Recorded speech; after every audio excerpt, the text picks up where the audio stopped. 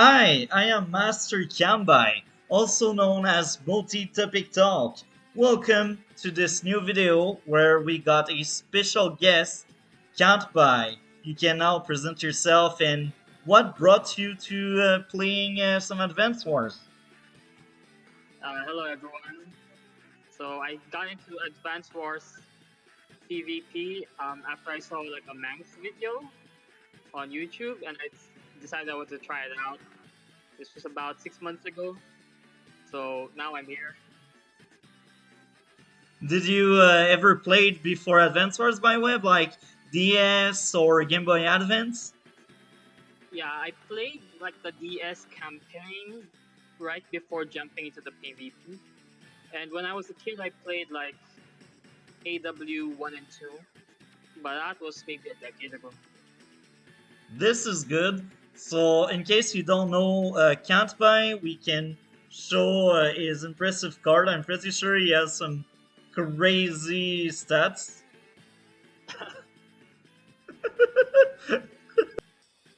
So, as we can see, here's the card. I see a very interesting signature. Can you tell me what's the meaning behind it? Right. So in the Discord, I'm known as a very big APC fan. I'm one of the very few high-level fog players that tries to incorporate it every map. It's not always possible, but like if it's possible in a map, I probably do it. This sounds good. For a while, I thought APC were trash, but then I've seen the video D just did about APC, and then I started using APC more because I was always like, APC are just a very expensive roadblock, and sometimes you can transport Meg because Meg cannot move. But then after seeing DJs, I was like, okay, I will value more APCs. Yeah, so APC is kind of like map dependent. A lot of the times, if you don't know what you're doing with it, it's pretty trash. But if you know like how to use it well, it can win you games or at least like put you in winning positions out of the open.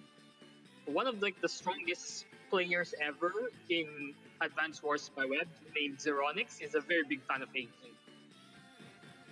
This is good. So now let's start this off. You got control with from my computer with your mouse, right? Okay, perfect. Yes.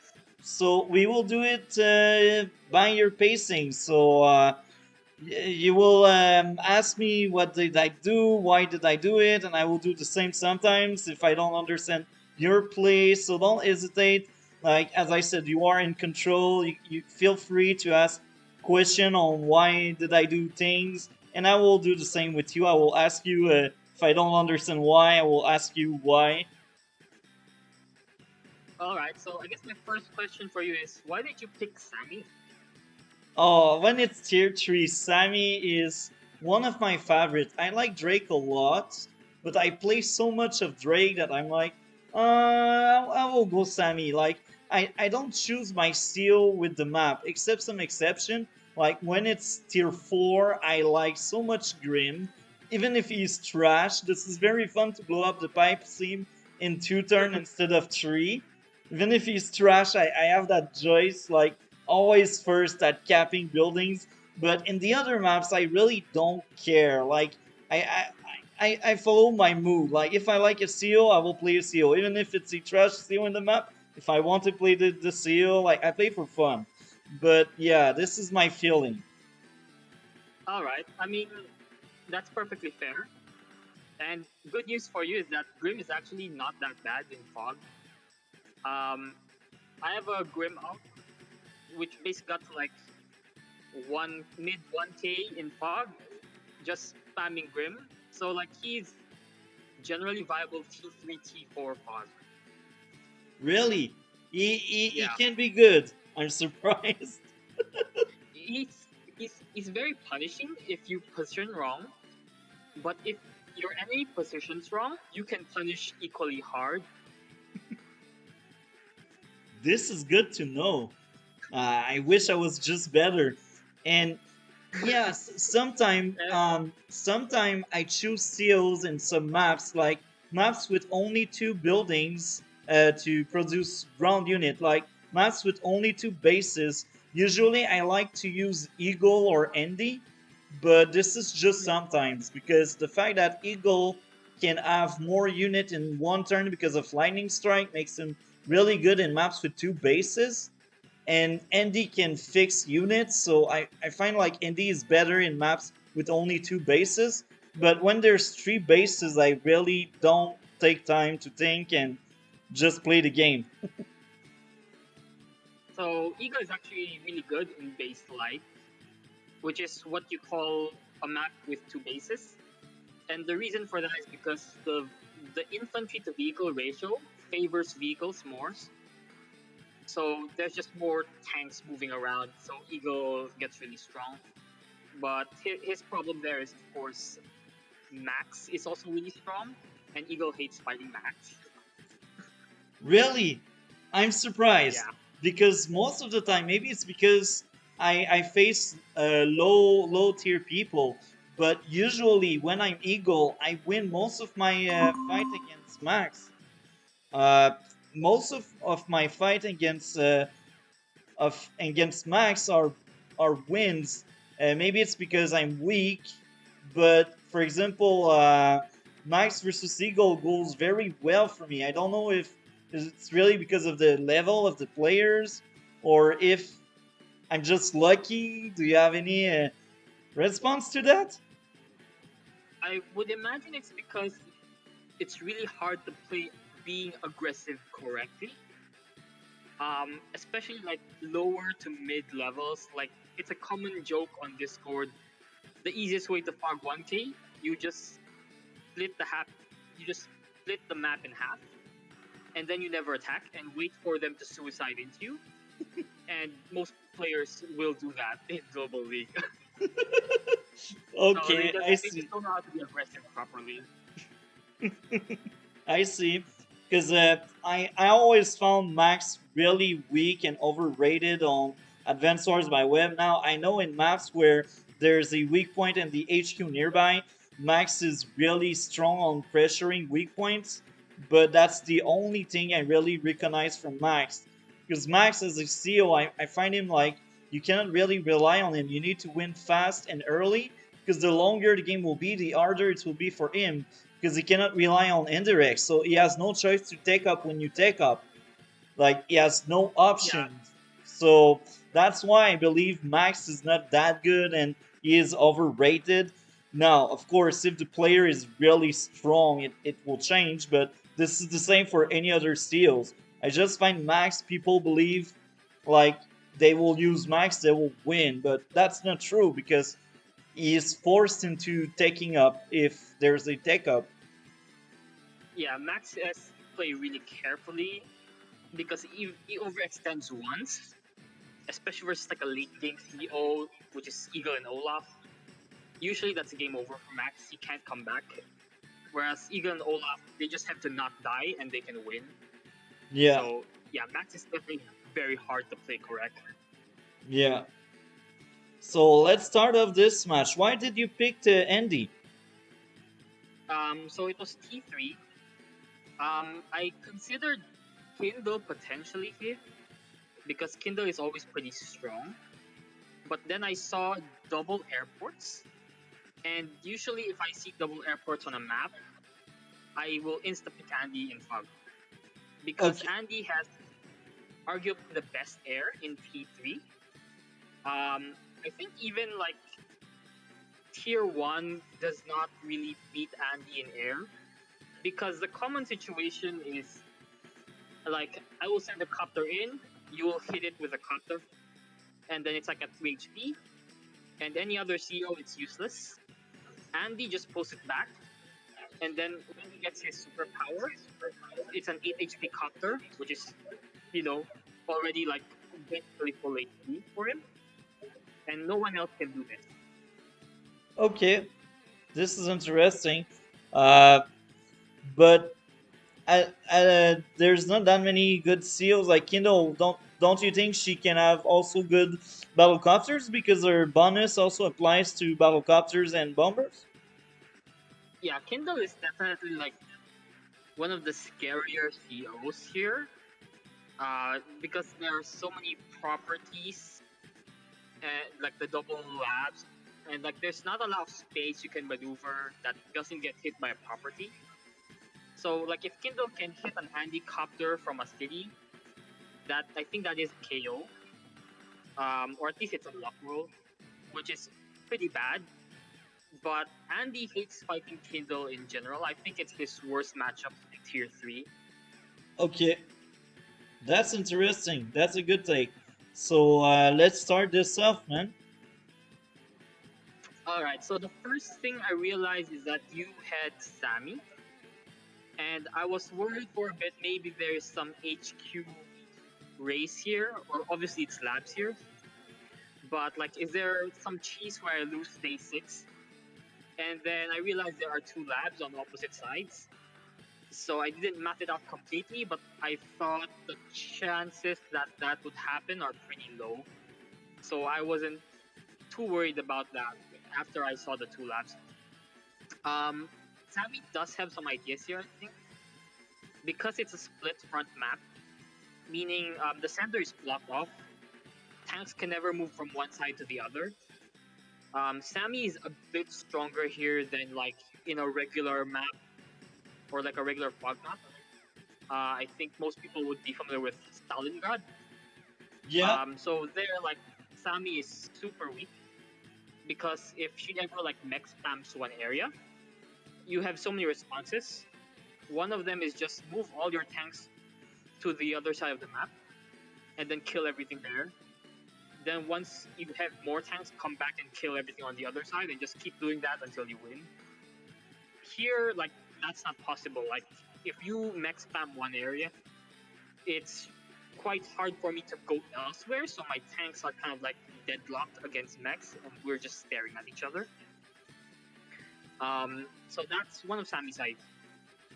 But the problem here for Sami is that it's Andy is one of the worst COs she can face in tier three. Maybe the only one worse is Drake, but yeah, Sami really has a hard time killing Andy's units with the minus 10% attack. So she will really struggle here late game. So it's actually fine for Andy if Sami and Andy stare at each other for 50 turns, like Sami Mex versus Andy tanks. That he's completely fine there. Okay, I see. But I've got a question. You said against Drake she has more chance. Why? I'm surprised because me, my personal experience, most of the time, Drake won't really matter that much. Oh, actually, I just answered myself. But yeah, is it because like global damage don't really affect the capture game of Sami? It's partly the global damage, but the bigger thing is that range slow does not affect infantry, and that's what's really scary about Sami. So if she does an SEOP turn, it doesn't matter if you rain or not. The infantry is still scary. Where it gets really scary for Sami versus Drake is if you put a lot of medium tanks on the board, and if you have like really high unit count, it's hard for Sami to get kills versus Drake.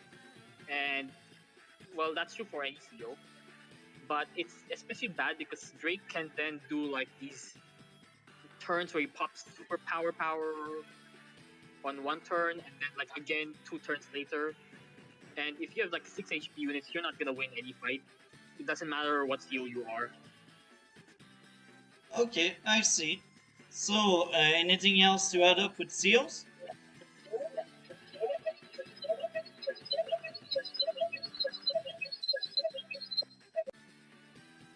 Okay, so that's basically it for the CO matchup. Andy is fine late game. Andy is fine early game. Mid game is where it gets really scary versus Sami when she gets like her mech death ball up. But You at that point just need to play for space so that she can't BM into all your cities. Okay, so first thing I realized about this map is that it's not really a traditional fog map. You have these infantries in the center, sitting on mountains, and they give a lot of vision over this airport. If you move the infantry here, you can see the base, and you can actually see all the bases using the infantry if you just keep moving it across mountains. Yeah. So with maps like this, where you have like pre-deployed vision, sometimes it's a recon, sometimes it's a hank. It's called a semi-fog map, and vision game is really important here. So vision game refers to how much information you're giving your opponent, as well as how much information you're denying them, and how much information they're giving you in turn. And based on that, like I can actually reconstruct your open more or less based on like what you showed me throughout the game. So we'll see that a lot later on. Okay. Now I understand more why you were moving your infantry around during the game. Because me, I was like, why is he moving it? But now I just realized if you place your infantry on that mountain, you see the three bases, I believe. But during the Not game, this middle base, but you do see this one in the bottom. okay. But yeah, I didn't move my infantry around because I was like, what's the point? But now I realize what you were saying, that this is semi-fog. I could actually see what you're building by going there or there. Yeah, Sonja is potentially an interesting pick here because Sonja can see two bases with her sixth vision. I think, yeah, I think it should be possible. That's pretty good because it's free. And she, when But she pops her Sonja power is, as well, she can be really dangerous, I think.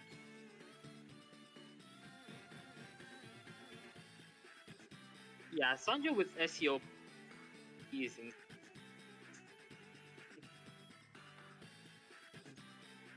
I think I'm cutting out again. Can you hear me now? Yeah. Do you hear me? Okay, so the issue with Sonja is that she has no late game.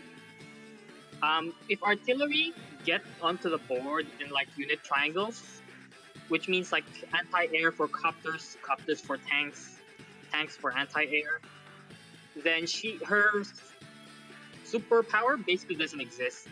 Like you can fight into it pretty fine, as if it's not there. So Okay. she's got a notoriously bad late game, and I wasn't sure if like the map stalls or does not stall enough for her. Generally, like Sanja's a very high risk pick in tier 3 because she doesn't pressure early as well as Kindle or Lash, but her late game is like completely dead. Like Kindle and Lash, who are both early game COs, have better late games than Sanja. So for that reason, like I generally don't pick her.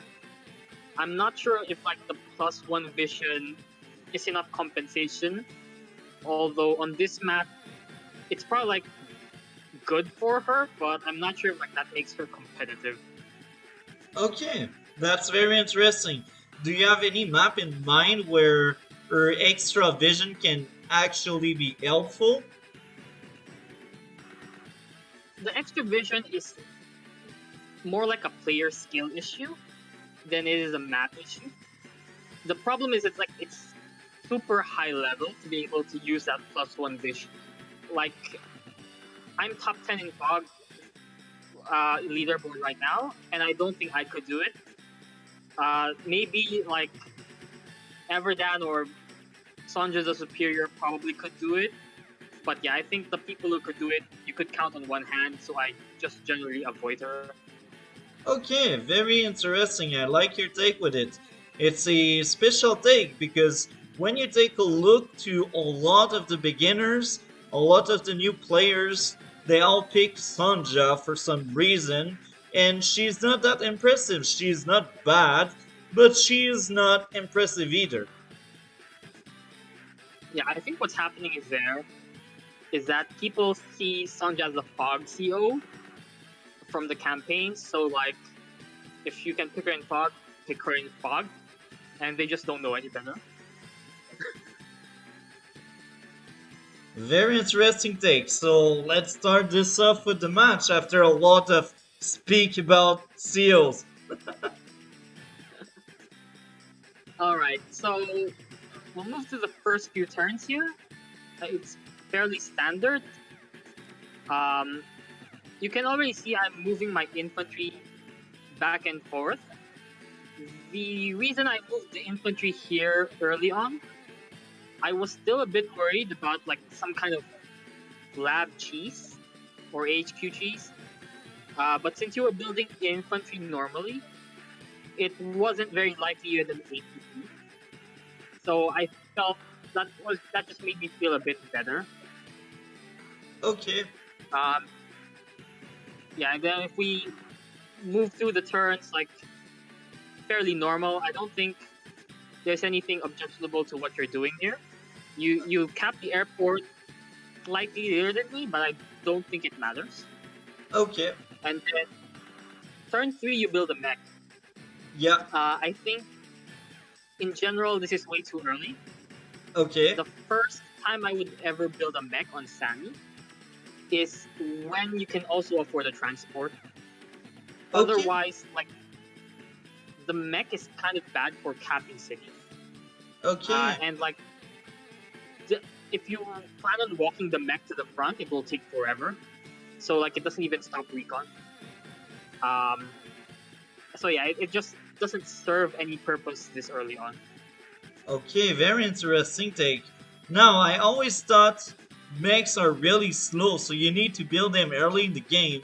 Except if, of course, you got a transport, then you can have much more mech later on the game. But I always thought make mech early in the game, so they will go on the battlefield later on and be more useful. But you made a good point. They are really limited on where they can go. Yeah, and the other issue is like mechs cover very little area because they only have two moves. So essentially, a mech is like an artillery that is a direct unit. So it's fragile like an artillery. If it gets hit, it's pretty bad unless it's on like a mountain. And it covers like about as much space as an artillery does. And the answer to a mech is the same as the answer to an artillery. So like either put no units on it, like within range, or flood it with so many units it can only hit one thing and then it dies next turn. This is a good take. I like that. And usually I don't play mech. Sami is the only CEO that I believe mechs are good. Because usually I just don't make mech. Mech suck in my own opinion because they only got 3 ammo, 2 movement. It's not a good unit in my own opinion. But as Sami, because of her double time and her day-to-day extra firepower, mechs are actually a good thing. But take any other seal, I don't see mechs being that good because like any early the game unit can take them out easily. Yeah, that's generally a fair take. Mechs are very hard to use correctly, especially in fog. Because most fog maps are so open, mechs just lose to tanks very frequently. Um, Sami does like mechs because her mechs on like superpower can kill tanks on a city, but she still needs a lot of tanks. So like you'll probably have a lot more success with Sami playing like a normal CU than playing like Sami, which means like mech spam. Like Yeah, you can be fine as Sami with no mechs, but you cannot be fine as Sami with no tanks. yeah, this is true. Mechs are really a side unit with Sami. Tanks are a staple for each army, but I still find mechs interesting. during the game. I won't say early anymore because you made a good point. They are too limited in movement.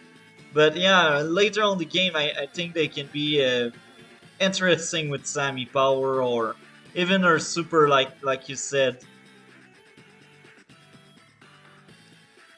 Okay, so I finished moving my infantry back to the starter mountain, just because I wanted to know what your timing was with this airport. Uh, and that would tell me a lot about like what your opening is going to be like. Okay. So, yep, we go through a few more turns. Okay, so you actually moved your mech to the left here. Yeah. Mm, it's probably fine because you built from the center. But like, yeah, you're starting to run into issues where you don't know what to do with the mech.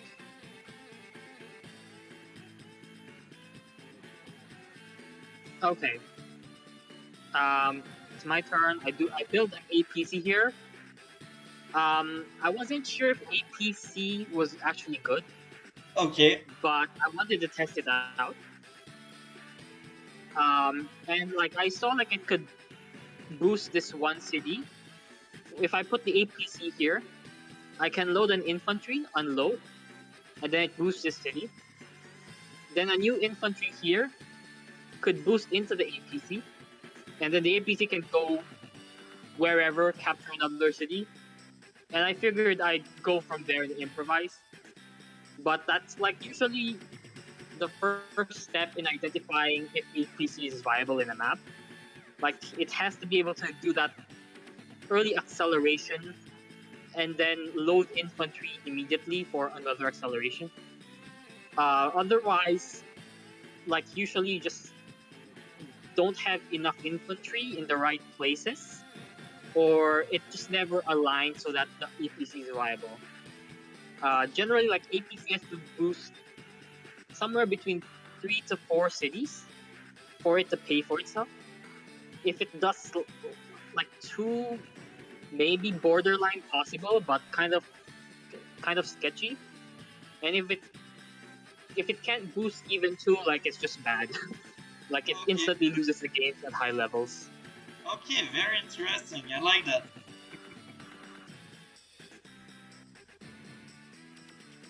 Okay, so you already have three mechs out. Yeah. Um, that's pretty bad. uh, Okay. Good to know. because you have three mechs out, you don't have a transport, which Sami loves.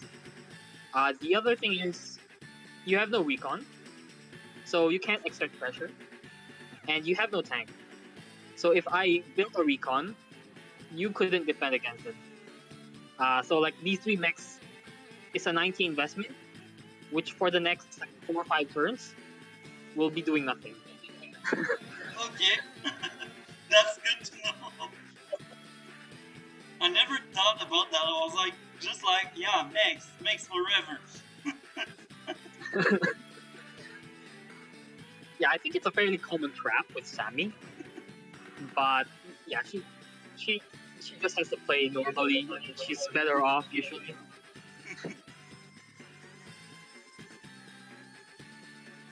So on my turn, I do that boost with the APC. I build my first tank. It's fairly common in APC first openers, which means like day 5 first vehicle APC. That you'll follow it up with a bunch of tanks. You can also technically go recon, but it's fairly high risk because if your opponent goes like lots of tanks and they throw it at your recon side, I mean your APC side, you will oftentimes not have enough tanks because you're essentially one tank down because of this APC.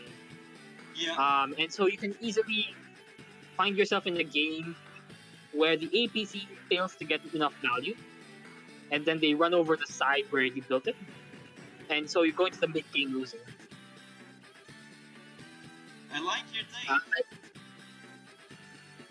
my last move, I shuffle the infantry back to this mountain, and I see a mech build, and instantly I know like Okay, so next turn or the turn after, there should be like a teacutter here because I don't see any APCs yet.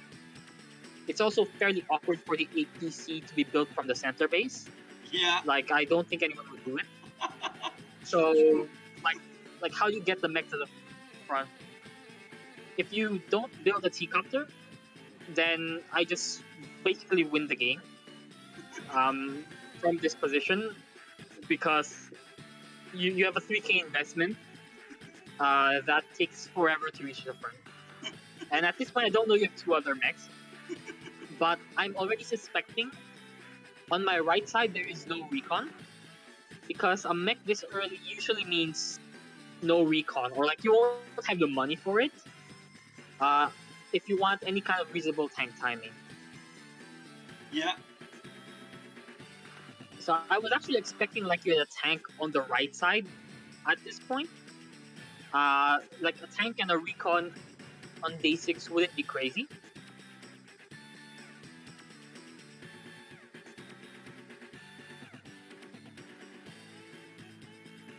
So we go through your turns.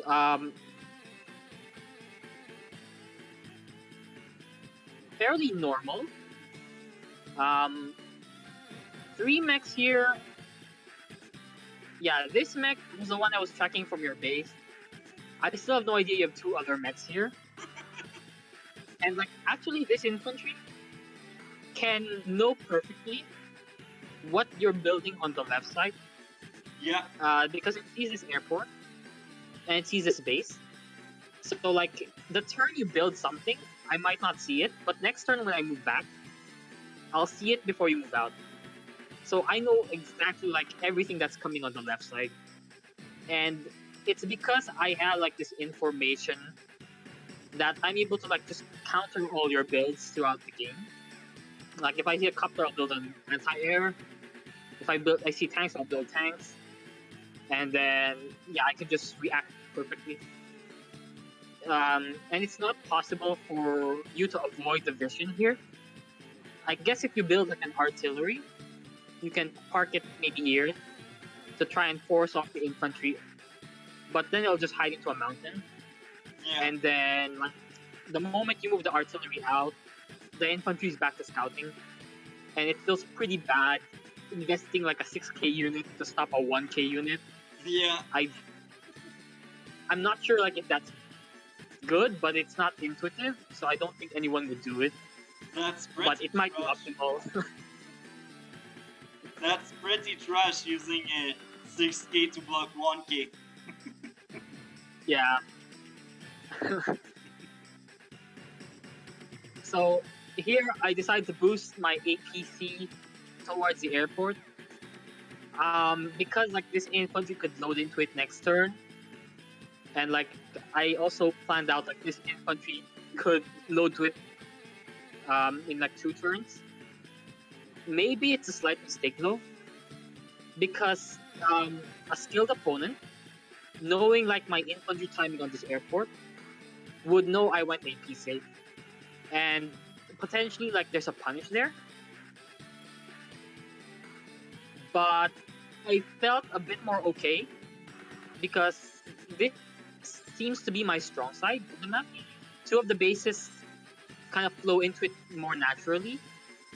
And then like this airport is also pretty strong once it comes online. Partly because I thought this B boat wasn't on a pipe but on a plane. So I was thinking if I broke it, this airport reinforces really fast. And that's actually why I later send a copter to break this B boat. But it's also just pretty nice to break vision on my airport. Because like once you can no longer see what this is building, you can no longer react perfectly to what I'm doing. But I can still react to yours. Yeah. And then I build an artillery here. I recognize pretty early on that this choke here is your fastest way to get units into this area. So if in the future, like this artillery manages to sit here or somewhere in this area, this entire choke point, you can no longer use it. And then that makes it really hard for you to ever break out of this base, Yeah, which means everything on the left side is mine. Like, it's only a matter of time. yeah. So if I can get that position there, so like knowing that was my mid game plan, might as well get the artillery now because like the funding worked out, and it's always nice to end a turn with like zero income because it feels like you're being efficient. Yes, I always do that. Usually, I try my best to always spend all the money I have, except if I truly want something and I need to save some money, but it's rare. Usually, I like to spend all single dollar I got. Yeah, it's a pretty good habit. There are some cases where it's not always the best. Like if you're forced to build trash units, like a missile or something. I But don't do mess generally, out. like if you just build, if you just build tank infantry, maybe like the occasional AA recon, you're usually just fine. Yeah. So here, I think it was pretty suspicious. Like your T-copter here was a turn late. Generally, what high-level Samis will want to do is the turn the mech arrives here, they want the T-copter. So like when the mech loads into the T-copter, this can immediately move and boost the mech immediately somewhere. So there's no turn spent waiting where the mech is idle.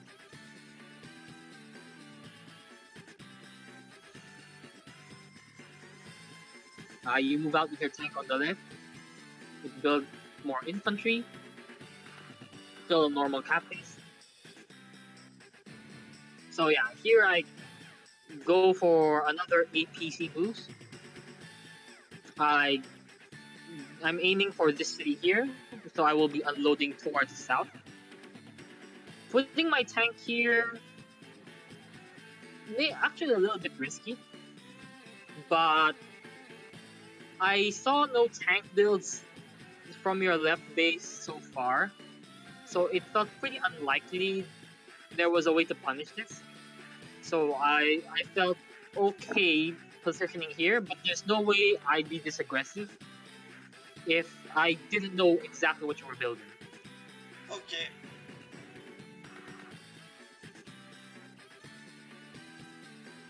Here I do something that might be a bit weird. I sent one infantry from this base onto this mountain. Um, so that's because in Fog there's an idea called Death Ball. Basically, you want to concentrate the most army you can get away with in one area. So if your opponent has less than you can run them over faster. And then on the other side, you commit as little as possible. Some games you might go zero tanks on one side and then all your tanks on the other. And like in those games, I will even send most of my infantry to one side and then leave like 5 or 6 on the other side. And their only job is to not die and keep giving up cities. Because as long as you don't know where those infantry are, you can't can't cap my cities as aggressively without vehicle support because you don't know what I have there. But on the other side, I know perfectly like I have all my tanks.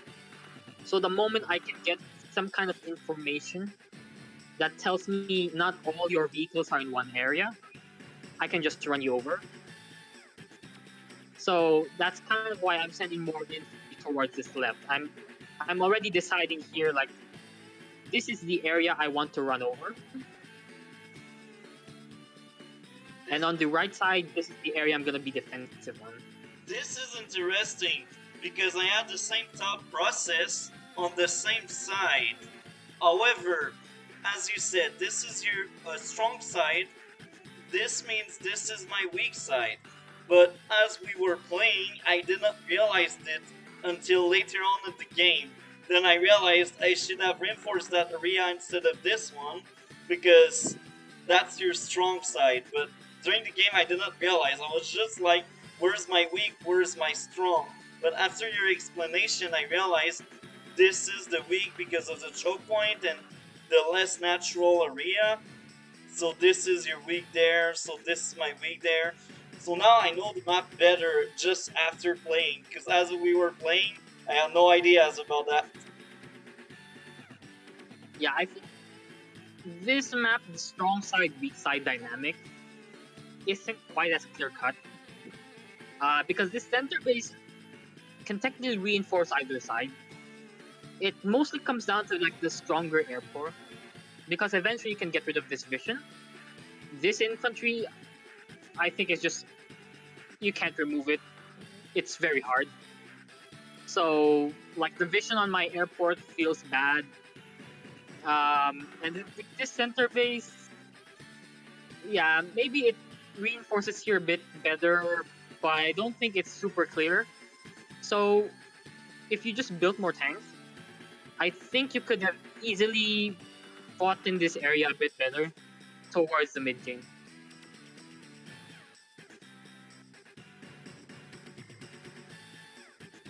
Uh, okay. So during your turn, you still keep capping all the closest cities. Pretty good. You're starting to move your mechs out and your tanks. And then you built an early anti-air here, which Yeah, I thought was quite suspicious. And guess you saw me capping my airport, and you were a bit worried about like fast air.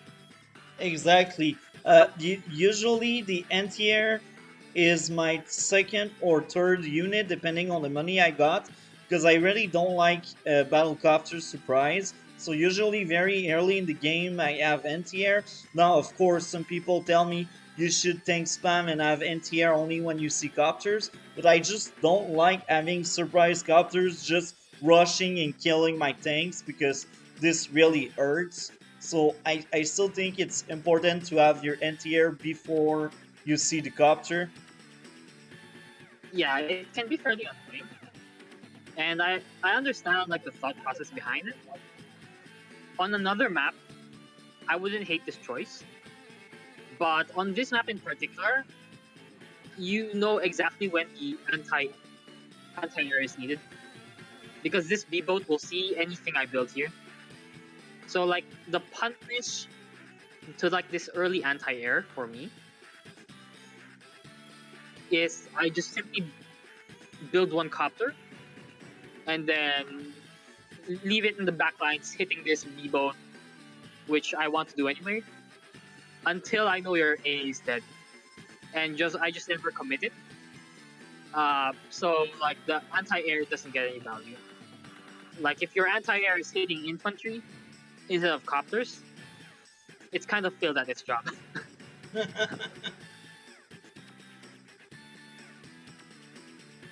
So yeah, you can abuse the vision from builds here pretty well to delay your anti-air, which is actually what I do in this game.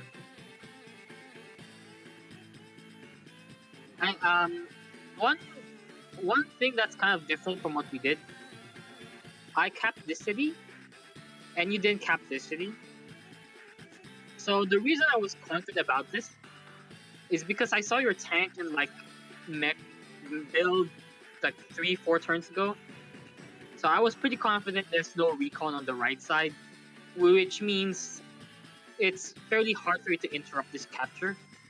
Even if you've like vision over it with this infantry, I didn't think you'd have anything in position to interrupt. And like if I capture it now and I lose it later, that's fine because I'm not supposed to keep the city anyway. But it's just some free extra income for now that I thought I could get away with. It's definitely on the greedier side though.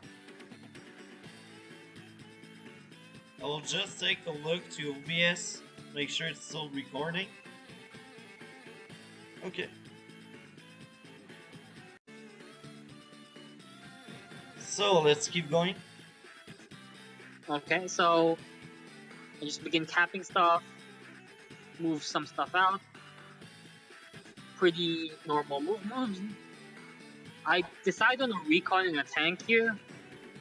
Recon is pretty important versus Sami. Not so much the killer infantry, although that does help. But oftentimes Sami will do mech spam strategy, and the easiest way to lose from mech spam is you just run all your tanks into it, not knowing the mechs were there, Yeah. and then all the mechs get hits, and then suddenly your army die. So like recon just gives you enough vision to know if you can take that fight or not, and like where all the mechs are if they exist. Um, yeah. Also because I knew like you didn't have a second tank here because it's like the AA, and I already did 2 tanks and an artillery L. I felt like I had a tank advantage in this area. It seemed pretty unlikely that you'd be able to match me immediately, so I can go down in tank count on the left side with a recon. Recons are in a way a win harder vehicle. They're really nice if you have more tanks than the enemy, but if they have more tanks than you, recons kind of die and then you just lose.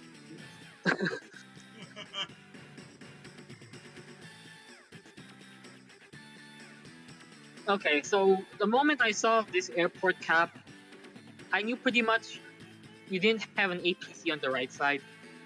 So I was actually already fine not being aggressive at all.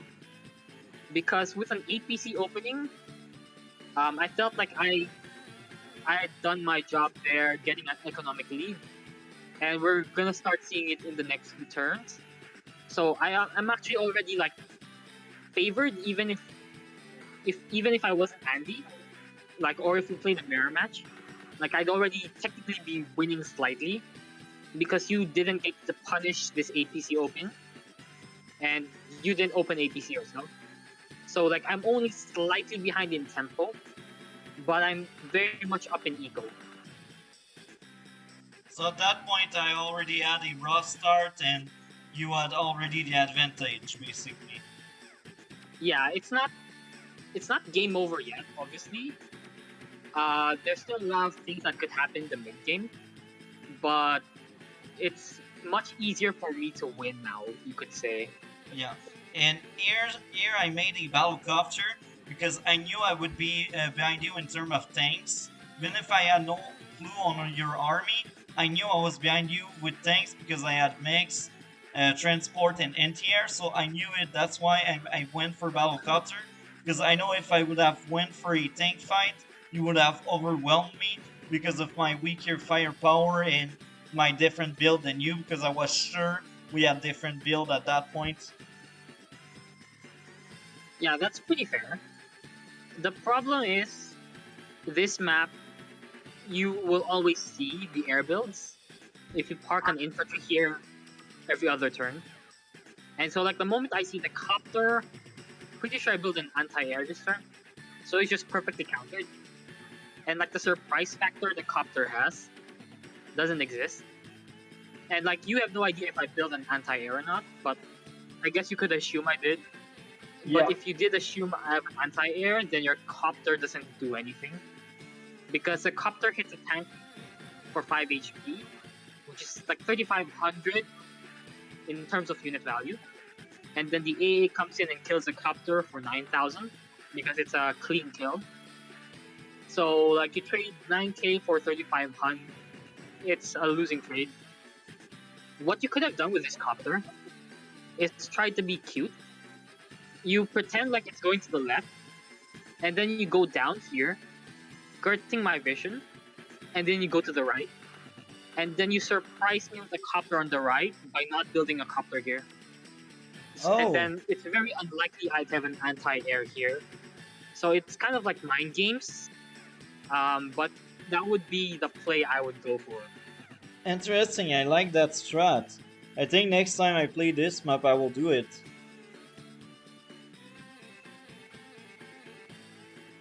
Okay, so I actually do something cute. I load an infantry to the boat and unload it.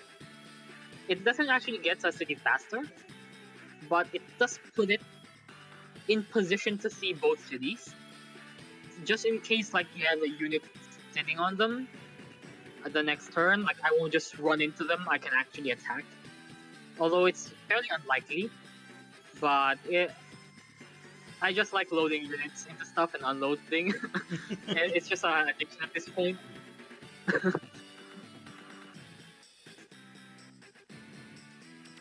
At this point, I'm fairly worried you have some tank presence on the right side, because I've only seen like one tank, one mech, a copter, and an anti-air, and like I'm pretty sure you should have enough funds for like at least one more tank. So like I'm suspecting you're the tank on the right. I still had no idea at this point that you had two mechs on the left side extra. So like that's where your tank went. That should have been here. That's why I have a tank on the right side already. I just block for my artillery, and prepare to like be defensive on the left side.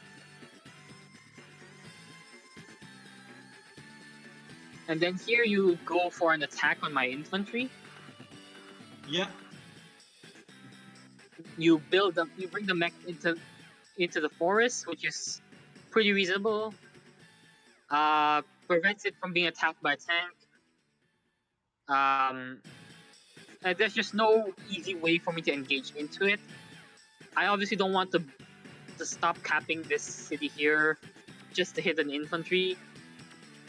And anyway, like infantry versus Sami, it's a kind of a bad fight.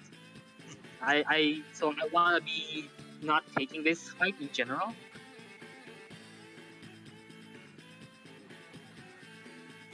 On the right side, I see you're beginning to cap here, and like I'm actually expecting like there's a tank to kill this infantry. So I was really surprised when I didn't see anything. And here I created the artillery because I knew I was behind you in terms of now it's laggy, but yeah, I knew I was behind you in terms of tanks in this area. That's why I went for artillery. Because when I'm far behind tanks, I don't just simply do tanks because if I'm behind, that will only accumulate, and this is bad. That's why I went artillery on that side. It's still generally fine to get tanks even if you're behind time. The like strategic answer is usually to just pull your army back. So like your reinforcing tanks arrive faster than mine. And like that shifts the tank balance by about 2 tanks usually if you go far back enough. Maybe more, but like you'd lose too many cities. So eventually like the tank advantage won't matter as much. Like if it's 3 tanks versus 4 tanks, that's pretty big. But if it's like 9 tanks versus 10 tanks, that's barely anything. So like as tanks go up, the tank advantage you need to actually be stronger goes higher as well. Like you need maybe an extra 3 or 4 tanks if you have like 10 tanks on the enemy side. Yeah, building tanks when you're behind on tanks is still fine. The other option is to build medium tank, which is like really good at warding off lots of small tanks. Artillery generally, I see it the same way as a recon. It's kind of like a win harder unit. It's nice when you have more tanks, or at least more infantry or more unit count of some sort. But if you're behind on all of those things, like artillery is fairly vulnerable since it can't fire back.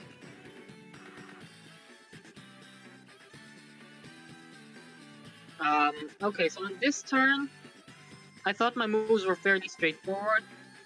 I finish capping what I can. I kill your infantries that I can get away with. Since I know there's a mech here, I don't really want to leave my tank here. So I move it away from range. There was a choice between killing this 7 HP infantry and this 10 HP one, but I was playing on my phone and I wasn't sure this infantry dies. I think it's a luck roll. So I opted to do less damage but kill the unit. There's a couple of reasons for that. Sami is a notoriously difficult CO to use. Like, maybe the only harder CO is Grit, and maybe Sonja, arguably. So she's like at least top 3 hardest COs to use. A lot of that is down to like you need a unit count advantage to win. Its unit count is nice on any CO, but if Sami ever falls behind by like 10 units in a game and she can't recover it very fast, in my opinion, like she's already lost. It's only a matter of time. Okay. Unless she can get like a victory march into the HQ, which isn't a real issue here. Or if she can victory march into enough cities for the city limit, Yeah. but like in a straight up fight, it's already over if she goes behind in unit count. Yeah. That's what I realized with Sami. You need to win fast with Sami. If you don't, you have high risk to lose, because the longer the game will be, the harder she will maintain the small advantage she may have with her early capture game. Well, against Andy, that might be true. But against most COs, Sami is actually fine stalling to like the late game. So COs who outscale her and she just has a really bad time, Andy, maybe Drake, but that's kind of questionable. Olaf, for the same reasons as Drake, but honestly also kind of fine because mechs aren't slowed down that much by snow. And an 8 HP mech hits about as hard as a 10 HP one, doesn't really care. And like, doesn't matter what HP the infantry is, it will still victory march into a city fairly well. Eagle is another really hard CO for Sami because Sami has a hard time winning early. The minus firepower just isn't there, and she has to rely on like mechs and artillery to back up her army and win. But those are all very slow, so she can't really win early most games. But yeah, in the late game, if she just gets completely outscaled by like Andy or Eagle, then her game plan is pretty hard in general. That's good to know.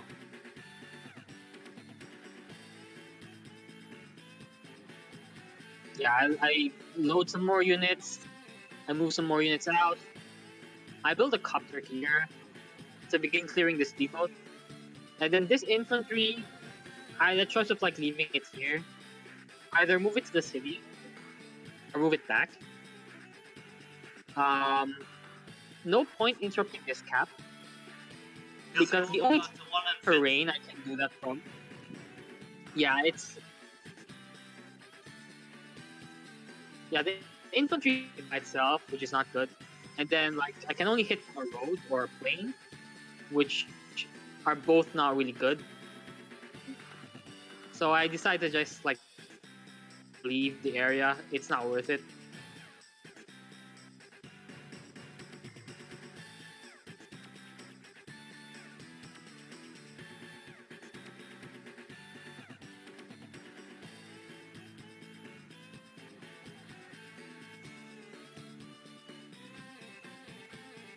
Can you hear me okay? Yeah. Perfect. Let's keep going.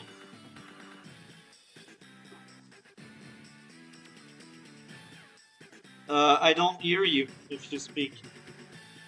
Yeah, I'm not talking right now. Okay.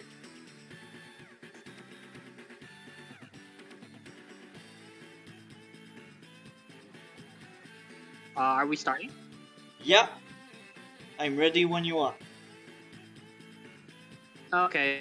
Trying to click next turn.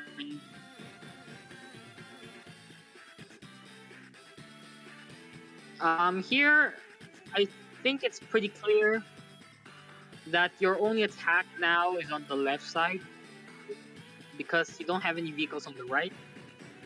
I was still suspecting like there might be 2, 3 tanks on the right by my count, but obviously that didn't actually happen. Um, Part of it is because I didn't know the map so well, so I wasn't aware of like what the income funding for a non-APC will look like. But it's actually pretty significant. Like at the start of your turn, it's like a 5k difference or 4k, 18, 19. 5. Yeah, it's 4k Because I did difference cap a and then building. 3k. I cap a building, so that was 5. Oh, okay. I cap in So the yeah, it's corner. pretty significant. Yeah, my Yeah, it's capture game pretty was significant. really slow. Yeah, that's mostly just down to like the no APC you did. Um, if if we both open like no APC, I think my capture game would look similar to yours. So that's not really your fault.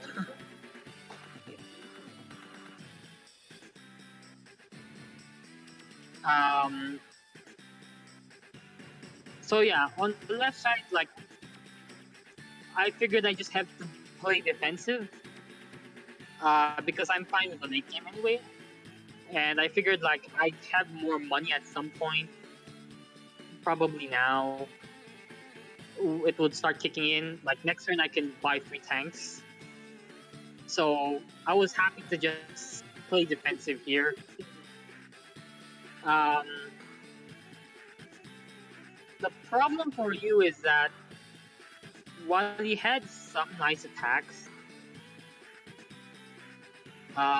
just a side note, you probably want to use the 2 HP infantry here instead of the full HP infantry. It's just technically more efficient Okay. because this infantry might be able to hit something else. Yeah, I just realized right now I'm asking to myself why didn't I use the 2 HP? I think I wanted to make sure I kill off the infantry, but I believe even there, because of my day to day, I should be able to kill it off. Even with no day to day, it should still be a clean kill. Generally, like a unit with no boosts or weaknesses will be able to deal half its HP in damage to another unit of the same type. So, like a 10 HP infantry versus a 10 HP infantry will deal about 5, and then that 5 HP infantry will deal about 2.5. So it usually ends up being 8 HP. That's why you see the usual 8-5 split.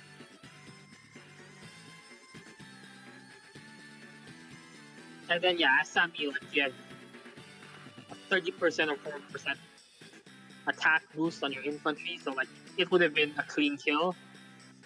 And you also have a com tower already.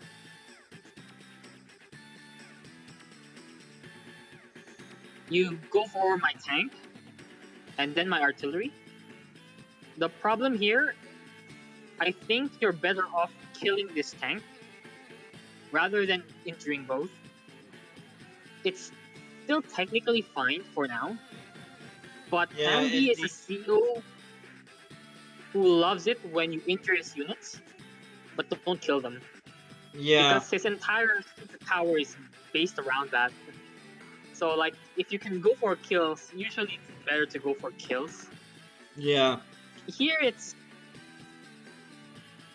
probably still kind of okay because it's still like really far from my superpower. So it's not as if I can immediately punish this. And like if I leave this tank unhealed for like several turns, it could lose me the fight. So I'm probably gonna repair it. The artillery's maybe fine because if I pull it out, like it can't get back into the fight easily, and like the whole plan with it is to lock this area eventually. So I probably won't heal this. I'll probably heal this. The other issue though is that most of your firepower here is in these three mechs, and two of them cannot get to the front anytime reasonably. Yeah. So I'd be pretty scared taking this engagement for you. Like, first of all, you just don't have the vision to know what I have, because your infantry is here instead of here.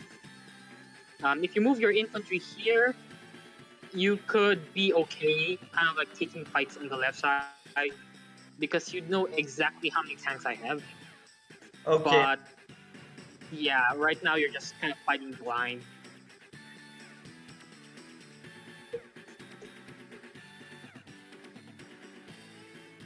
You move your T-copter back, fairly reasonable. And then you go for a recon. I guess to like fix your vision problem on the left side. Yeah, exactly. Um, the thing is, you should probably have waited for the recon to arrive before trying to fight, Okay. just so like you don't lose your entire army. Okay. um, or just like build more tanks, Yeah. because at this point you're already committed. Like you can't really pull away from fighting, so you just like need as much firepower as you can get into like that area as fast as possible, which Yeah. just means tanks. And then you build like a second anti-air. Yeah, because I'm not sure why. at that point, I was afraid to lose this one because of your tank artillery, and I had no idea what you had there. Now, I knew you had one battlecopter, but I was not quite sure if that anti-air would survive the turn because I exposed it itself. I did a huge mistake by pushing there, but I realized it after the push because at that point I thought it was a good idea to just push you back and damaging your front line. But then I realized there's a tank there and I shouldn't have attacked like that. Okay. Then yeah, this is a reasonable anti-air build, and it's pretty good foresight to realize like you might be losing this soon, so you need a replacement DSAP. Um, on the right side, this is a fairly reasonable push. Um, because you have vision here on my airport, it's actually fine. You have the A on this area. Yeah, Um, it's a little scary because you have no tank support and it's just infantry. yeah, But I think it's not impossible to conclude. Like all my tanks are here, based yeah, on what you've seen so far. yeah. Um, and yeah, like if it's infantry versus infantry, Sami will just win. I At, don't think any CEO can win except maybe Von Bolt yeah. if he has cities, At, or Sensei, but he's banned. at that point, I thought you only had infantry on the same side as me, so I thought I would win the infantry war, but I had no visual on the tank. So I was like, maybe I can overwhelm his army with only infantry since it seems like he has all of his forces on the left side. Yeah, that's fairly reasonable. I would generally do the same thing if I had concluded the same. It's mostly just down to you didn't gather as much information as you can by doing this little infantry dance. So you were never like 100% sure where everything was.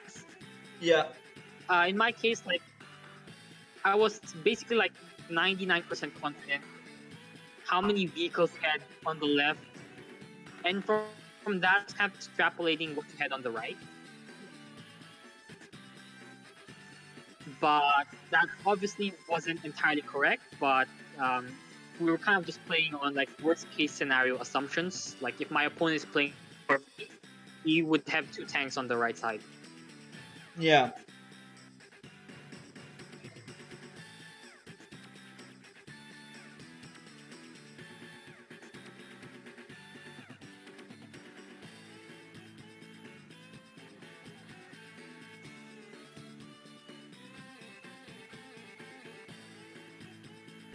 Okay, so it's my turn again. And this is, I think, like the first big fight we have in the center left. So I wanted to get rid of that mech pretty fast. I thought it was your only mech in the area. Okay. And like, if I got rid of the mech and the tank, and like this copter is for sure dead. Yeah. Like I just win everything on the left, and then I can just send everything towards the right to win that fight if you had any tanks. Yeah.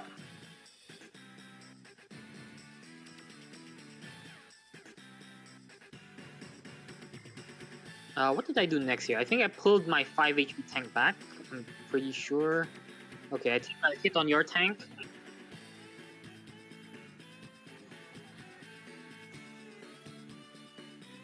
I hit your B-boat.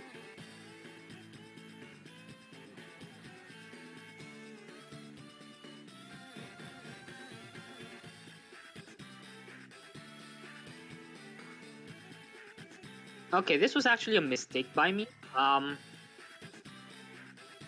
don't think I should have taken this shot with my infantry Yeah. against your capping infantry. It's already a 6-6 split anyway, so it's not like I won any value. It's highly unlikely that I can interrupt the cap. Yeah. Actually, we know for a fact I didn't interrupt the cap. You need 2 units pretty much always versus Sami. If you had like another infantry here, you could kill my infantry, I'm pretty sure. Yeah. And I 6 wanted 2 HP. infantry on either side of my tank, so that there was no way for your 2 tanks, or what I assumed to be your 2 tanks in the area, to Yeah. kill my 1 tank. Like if the 1 tank gets hit by 1 tank and it survives, I'm fine with that because I'm Andy. But if 2 tanks kill it, I'm pretty sad. So I shouldn't have taken this hit. When you The did other thing is like it's what? fairly high level to recognize like you can not cap the city and like maybe do a 2-hit KO on my infantry if you had like an infantry here Yeah. to clear up like a 2-hit on my tank. It's a very high level thing to recognize that, and to recognize like you don't need to win income right away over winning material. Yeah. But yeah, At that point, I thought you did a mistake by sending your infantry to mine. I was like, did he really do a mistake? At that point, I was confused. I did not understood you indeed did a mistake.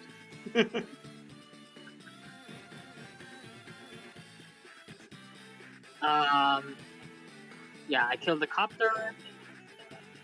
I move stuff around. I kill another infantry. I think the only interesting choice on the left was whether I use my tank to hit an anti-air or the tank. I went for the tank here because I knew, especially with this recon build, you have no other tanks in the area.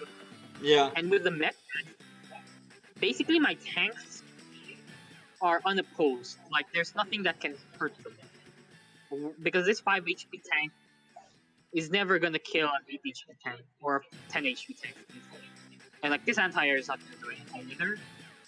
And since my plan was already to keep this copter here, to keep hitting this B-boat, again I felt like this would speed up my airport for some reason, but it's a pipe so it doesn't. But yeah, my plan was to keep the copter there anyway, not engage. So I didn't really care if this anti-air survived.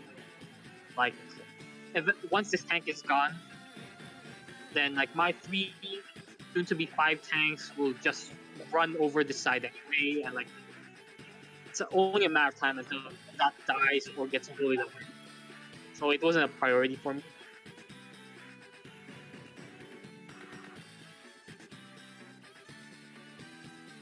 We take some fairly good engagements on the right side.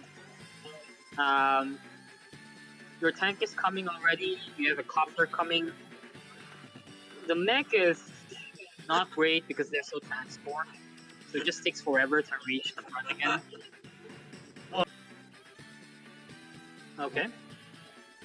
So on the left side, you go for a couple of captures on my cities.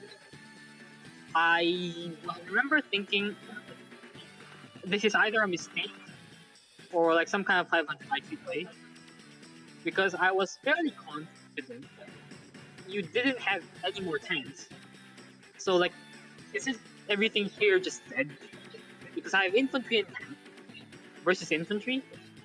So like I was rewinding like several turns to like see all your builds just to confirm if like maybe I was hallucinating. um, but yeah, these captures aren't very good because I just have enough vehicles and units in general to kill all of this. And like what we said earlier, Sami is a CO that can't fall behind on yield count.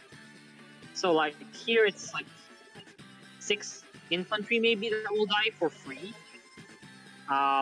which is pretty devastating. At that point, it's very very hard for Sami to win. At that point, my thought process was I need to pressure him with my infantry to make him waste his tanks. But then, after realizing how bad was my situation, I kind of thought I was stupid, and I was like, I should not have done that.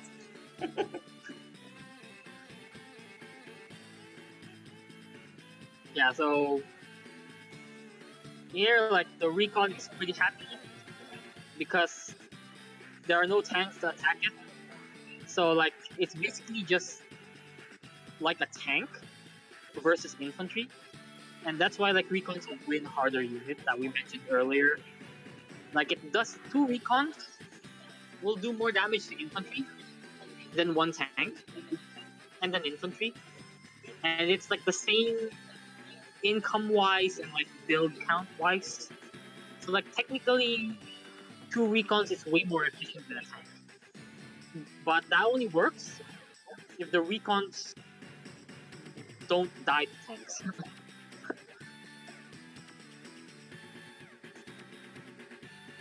Yeah, and then I basically clean up everything on the left side. I think I killed like 5 infantry there instead of 6. But I'm pretty happy with the result. I knew like I had more tanks coming, and like with the second AA, that I knew from your center base that you just don't have any tanks anymore. Like it's impossible. Yeah. Um, I was expecting a medium tank build, I believe, either next turn or the turn after, depending on how much money you have. But yeah, like at this point, I already knew this side is won. I just have to build maybe another 2 artillery or 1 artillery to help lock this down. Because this 4 HP artillery is not scary right now, and I'm not sure when I get my super power. And 2 artillery is nice anyway. Like it just locks this down area harder, so it's not as if I don't want another one. On the right side, I do my best to like whittle down your infantry, because at this point I was already thinking the only way I lose this game now is if somehow your capture game here is much better than my capture game here, because we're gonna end up maybe looking at the board where you lose everything here and I lose everything here. So as long as you lose it faster than me, I'm still in an okay spot for the end game. And it's just a matter of converting my advantage into a win. That was also my thought And then process. At that point, I knew I lost that side, so I decided to focus everything I had on that side. And I think this turn I build a medium tank here, only to maintain a bit more that gun tower until I'm able to take over that area. But yeah, you will see my next few moves. yeah, so here you go for a kill on this infantry with a 9 HP infantry. Uh, it's kind of hard to say if it's good or not. On one hand, you do want to kill anti units. On the other hand, you just lost a bunch of infantry. You're down heavily unit count on this side. So maybe, probably it's a mistake to trade. You just want to preserve as many units as you can now. Try to stall me out. Because, like, if I know you don't have enough units anymore on this side, I can just attack 110%, like go full aggressive and win that way, like outrace you that way. On the other side, like I still have enough units that like, if you if you commit too hard, you could still lose it. And obviously, if you lose both sides, the game's over. So these kinds of like damage race scenarios, on your weak side, you kind of don't want to trade anymore, especially like if it's clear like you've already lost.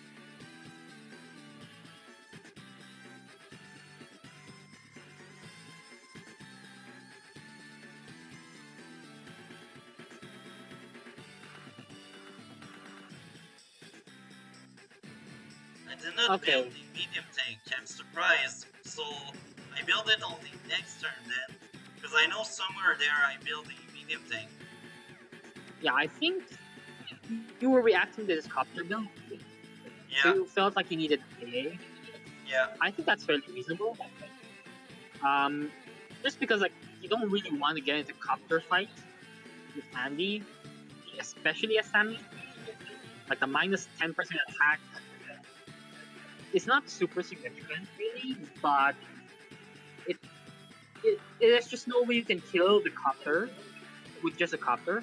yeah, And like with the power bar as it is, like there are some engagements where if you get first hit, or meaning you hit my copter first, you still actually lose because I have Viper upgrade.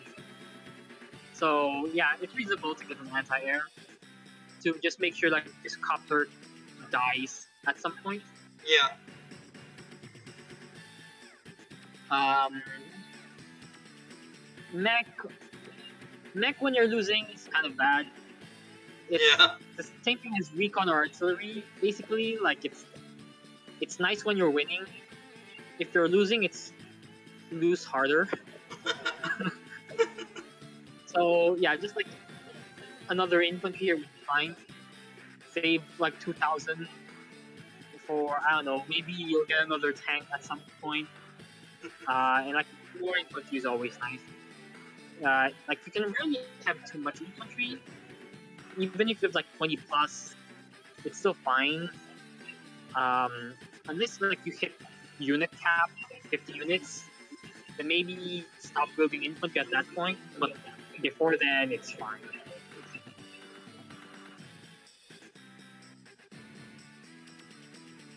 So yeah, I actually see like you have an artillery here, but I decided to commit to killing that artillery anyway. Yeah, I was reasoning that this artillery probably hits this tank yeah. because that the copter maybe can hit. I thought your copter was here actually. Either way, like only one of these tanks died, or one of your tanks, and like that's an okay trade, especially since all I have to do is slow you down here, and if I do that long enough, I win this side, and then I can move all my tanks here anyway at some point Yeah, to stabilize, and then I just win the game. yeah, Yeah, I kill what infantry I can. At this point, I'm kind of thinking about victory march. I want to weaken it as much as possible. I yeah, don't want to leave any infantry alive. Like 1 HP infantry being able to victory march is super valuable.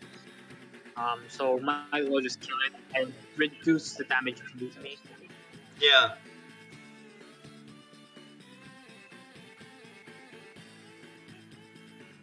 Yeah, at this point, like I'm just going all in. Like I see you have one tank here and another tank here, but two tanks and like an engine tank are not gonna stop 4 or 5 tanks with a copter, an artillery. Like that's just too much.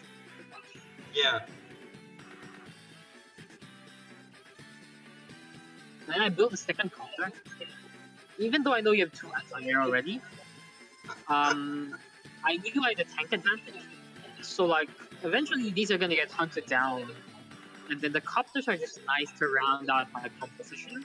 Yeah. Like if you go a medium tank, and you lose these AAs, your medium tank will never get value because Yeah. the copters can block, and the medium tank moves away for the AA to hit.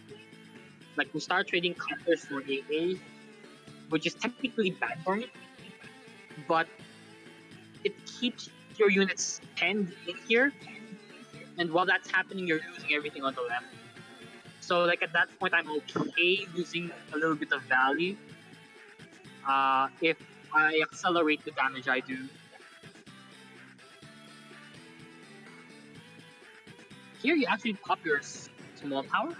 I was That, quite surprised by that. the power was meant to kill off the tank, and I knew with my power I could reach both building with my infantries, and I always tell and find double time much better than victory march because for 3 stars usually I can get or try to get to building, while in victory march the opponent will lock his building, so usually you get between 0 to 4 building with victory march, so it's rare you will see good victory march in a high level player because victory march people know what it does, so people will just log buildings, and since semi direct units are weak here, I count much more on my double time to reach faster some building and have a buff on my infantry and mechs.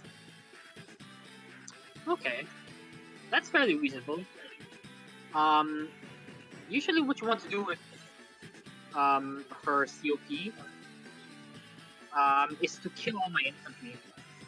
One of Sammy's win conditions is you use your infantry to kill all the enemy infantry, and then suddenly it's very hard for their tanks to fight your tanks if they have no infantry support. Like you can just do so many tactics against them. Like you kill a tank and then you block off with all your infantry, and then tanks can only fight if they waste shots on your infantry, and like it's impossible to fight basically. Um, yeah, it's reasonable. I think in this case I would have stayed for victory march anyway, because at this point like you're kind of hoping for a Hail Mary to win maybe and get back in the game Yeah. and like BM that. But yeah, it's a very hard position, and it's hard to say like if waiting for victory mark is better or worse.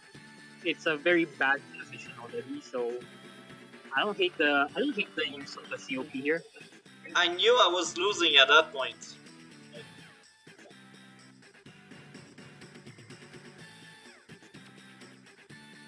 They managed to kill the tank, which is pretty nice. Here, I think what you should have done is used all your infantry and just hit every infantry you see and ignore the buildings. Because if all my infantry are dead and you have enough tanks to support this push, I cannot fight into basically. Like I have to pull back, and then you win these cities eventually. Yeah. But if I have infantry around, then maybe I can still fight and contest. So yeah, I don't think you should overly focus on captures here. I say very frequently on Discord, one of the common traps in fog is overvaluing income.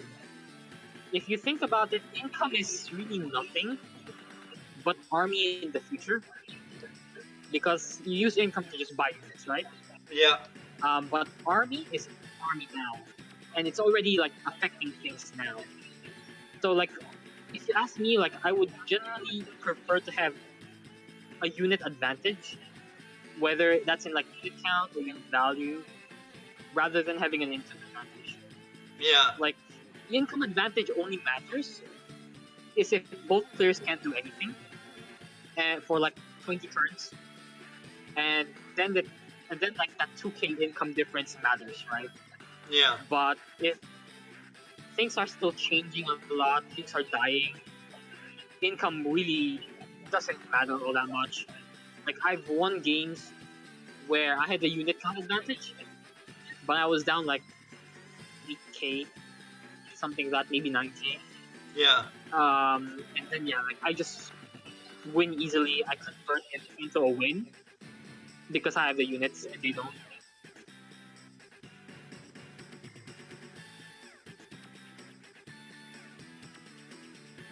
Here you do something kind of like falling into that trap that we talk about.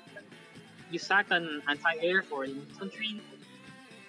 I was kind of suspecting at this point you might have given up because I it's did. losing an anti-air for an infantry that stops it for like maybe 2 turns, but you lose an AA.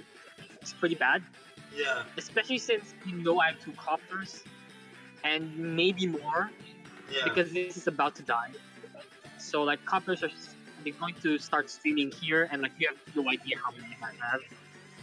So yeah, I did that's give what I up. was thinking at that point. At that point, I did give up. I was like, I will die anyway, so let's just try something out. So, uh, right now, I move my medium tank. Now, what do you think about what I just did? Sorry, could you share screen on Discord? I don't actually see anything. You don't actually see anything? Okay. Oh, you're right. Now.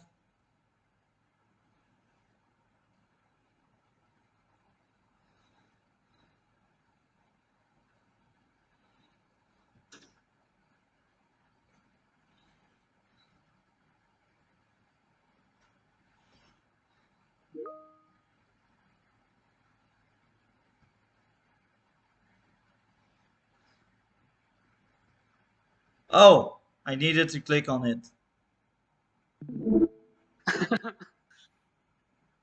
So, do you see Okay. it? Yeah, I see your Discord now. Okay.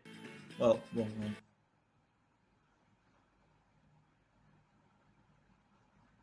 Perfect. So yeah, I will rewind.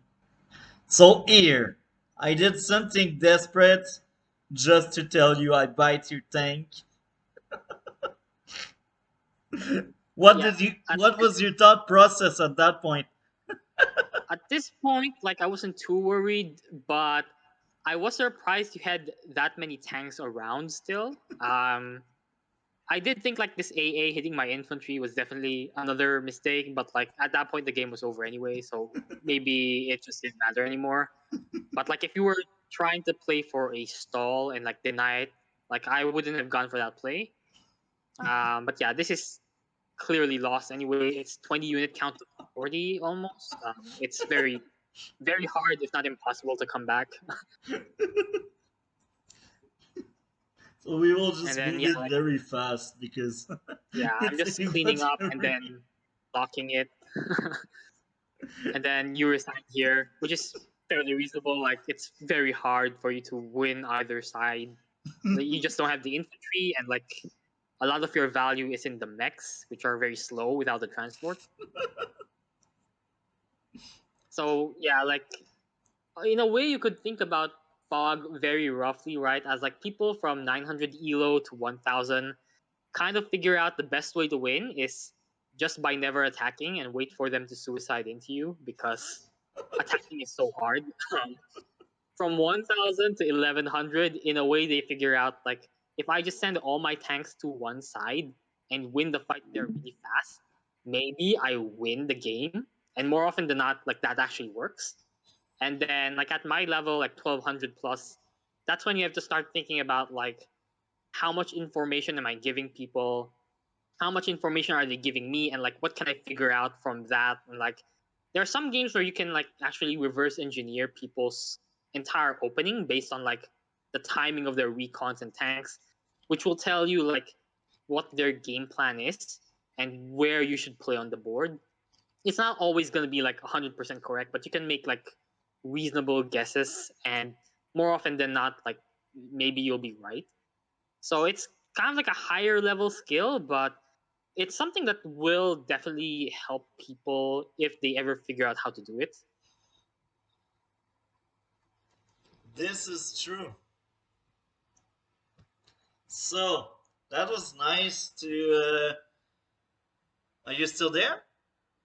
Yep, I'm still here. Okay, that was nice to play with you. Your insights were very interesting.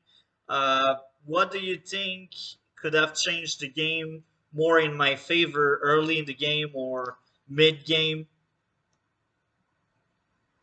I definitely think like if you went with a transport opening on your right side, that would definitely have helped a lot. Even if you didn't open super optimally, like it would help close the income difference. Maybe you'd have just a few more tanks. Um, Maybe if you didn't build as many mechs early on and like towards the end, you'd have a few more tanks, so maybe you could like punish some overextension a bit harder. Um, Maybe like an earlier MD tank could have helped. There's a lot of places where things could have changed radically. The early AAs also probably didn't help you because like on this map specifically, you know exactly when the copters are coming, so generally you in those kinds of maps you don't want to commit an anti-air unless you're being aggressive on that side, or if you can see the first copter, then you can get away with it. On other maps where you're not so sure, like early AA is generally fine, but you do have to be aware, like you can't go super aggressive if you have an early anti-air, because you usually want like at least 2 or 3 tanks before you try to make any kind of attack. A lone tank kind of just gets killed. Okay, this is well said. So you should start your own YouTube channel. Why don't you do it? Um, I just don't have like the equipment and like the expertise or like the software, so I wouldn't know where to begin. We all start somewhere, right? Uh, That's true. there are some software like free and they're pretty good, like OBS. And I don't know what kind of computer you are using, but me with Windows, I have some software to put video pieces together, and this is free as well. Like most of my equipment is free. Like the only thing I really spend money on is my computer, despite the bad fan and all the crash I get. Outside of that, like I did not spend really much money specially for the channel, but I know some people like to spend money on microphone. But what I would suggest, in my personal opinion, is wait until you have like a good fan base. But I think with you, because you're one of the top player, it can be easy for you to have a good build up and have a lot of people following you. So in your case, maybe you could start small and later on when you hit like 1K, like DJs for example, you could equip yourself better, if you know what I mean. Yeah, that's definitely an idea. Because I believe you could do some good content. So is there anything else you would add before we end this? No, that was pretty much it. So that was very nice. So guys, like, comment, and subscribe. We will have more video with Kanbei if you want to do more. Do you want to do more? Yeah, I'd be down with that. I'd be down for that. Sounds good. I will try to wait until I get a bit better at least, so you won't have to repeat the same stuff.